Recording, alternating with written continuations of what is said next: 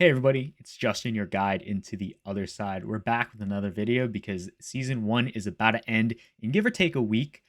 So there's definitely a lot of information that we need to know with regards to, say, sediment fragments, seasonal catalysts, how to evolve our Kodamaras, how the minting process is going to work.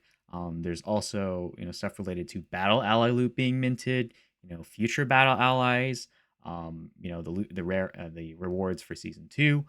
There's also, the implementation of like hit points and the shattered fighting back. So there's actually a lot to think about when it comes to the end of season one, moving into season two. And there's definitely going to be a lot of reorganizing. And I know people are probably going to swap out a lot of things, whether that's their Ds, their Odas, their Kodas, their allies and their battle allies. It's going to be a whole thing. I'm sure it's going to be a little bit interesting. So let's just kind of get into the news and talk about the sediment fragments that are left currently. So the only thing that are left that is able to be farmed is the Rainbow Atmos sediment, the Cosmic Dream, and Infinite Expanse. So if you're farming those, definitely try to get those farmed because we don't necessarily know how many fragments it's going to take in order to mint one piece of whatever sediment in order to use with regards to sediment.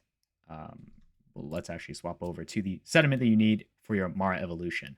So let's talk about catalysts, right? We all want to know how to make our Maras into very cool looking Kodamaras. I certainly am very interested. So I don't necessarily know when we're going to get news related to catalysts, probably before the end of the season, and how we're going to be able to earn them, or how it's going to be distributed. I don't necessarily know. I saw a good post on Twitter.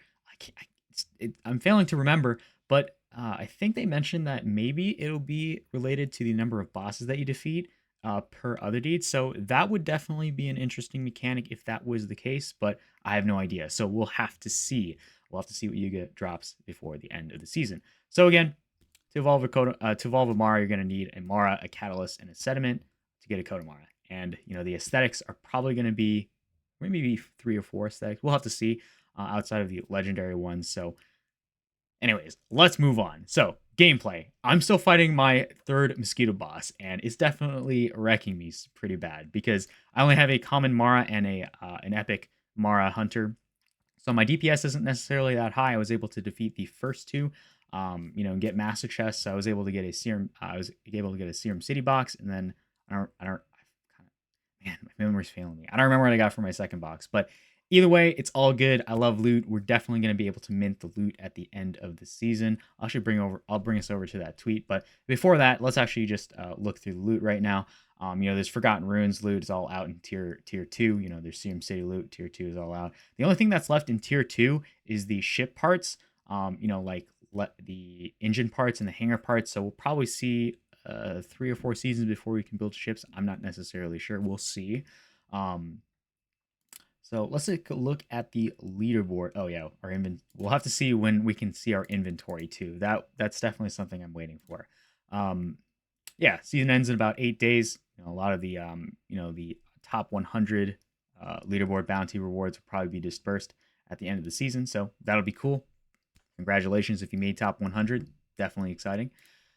So let's actually talk about minting loot. So if you earned loot by defeating a Shattered, then you can mint it at the end of each season. So it includes items for Legends of Mars expanding gameplay.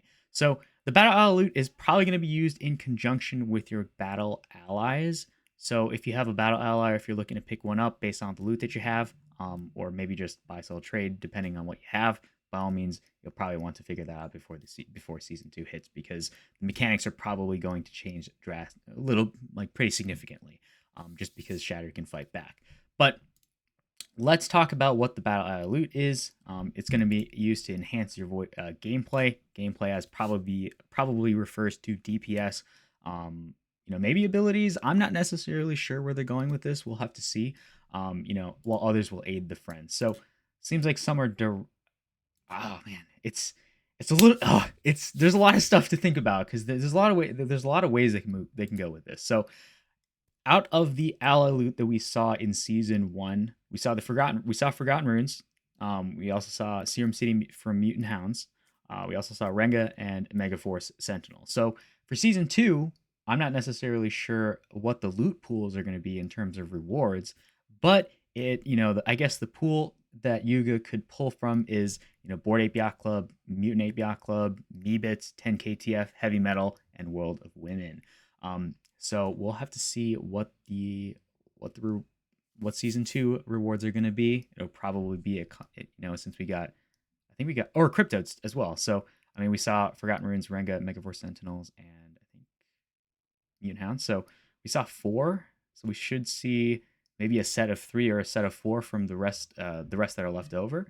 So that's only going to be exciting. I'm definitely excited for that loot too. So we'll see until that happens. But with regards to the gameplay changing, I know that Shattered, they're going to start dropping spear. Like this mosquito boss is going to start hitting you back, right? He's going to drop a freaking spear bomb on you, and you're going to have HP. So picking your ally and picking the battle ally loot that goes with it is probably going to be important to increasing your DPS. So then you can actually get your master chest in season 2. So as of late, I've been using Other Guild's Legends of the Mara builder, mainly because you can kind of import your other deed up here at the very top. You can kind of change your sediment type and tier, and you can kind of adjust it based off of the boss that you have, and it'll kind of tell you what your production is if you're farming, or the DPS that you have with regards to how long it's going to take you to defeat your boss. So then you can plan for a master chest. I think this is probably going to get updated as we get the mechanics for our shatter bosses fighting back, as well as like the ally loot. So we'll have to see if that gets updated, because that'll be really complicated, because I don't know if I'll be able to do the math myself. So we'll see until when that happens. But again, at the end of the day, it's going to be really important to have OTAs. Oh yeah, I did want to talk about the power scaling. I know I'm jumping around a lot, but there's just so much to talk about before the season ends, so we'll definitely talk about it. So the power scaling for the allies has been a very hot topic that I've it's like, are they going to be more powerful than common Maras? Are they going to have more DPS? Are they going to be limited in some fashion? Personally, it's like hard, because I mean, okay, the focus on Otherside is about Kodas and the abilities of Kodas, right? So I think that the power range is probably going to be limited for the battle ally loot, the battle allies themselves and the loot. So I don't know. It'll probably be a mix in between, but I don't think anything's going to be stronger than a Coda, that's for sure. So, or maybe a Coda Mara. So again, let's just drop back to the Odas, right? So again, it's going to be interesting to figure out how to, create a really cool Coda that looks, Coda Mara that looks like this, just from our regular Maras. Again, Coda Maras are going to be able to do any of the 3 functions. I would assume that, if you have a Farmer Mara and you evolve it into a Coda Mara, its power level for its like the other things that it can do, it's obviously going to be better at farming, but whether it's enchanting or hunting, it'll probably be maybe in terms of strength, it'll probably be around like a regular Mara. Anyways, I'm just kind of speculating. I'm kind of going off the rails right now, but as you can tell. But let's actually scroll down, because there's some really good information here at the end of the page of the game guide that kind of goes over season catalysts, new seasons, new catalysts, like exploration, as well as the friends, right? So again, just to kind of recap this, the Otherside Odiac contains 4 seasons, each with its own catalyst, right? So if you don't necessarily like the look of this particular set of catalysts, you can wait until the next season. So, you can pick and choose your aesthetic. But again, that might put you at a disadvantage with regards to DPS. But again, we'll have to see. So again,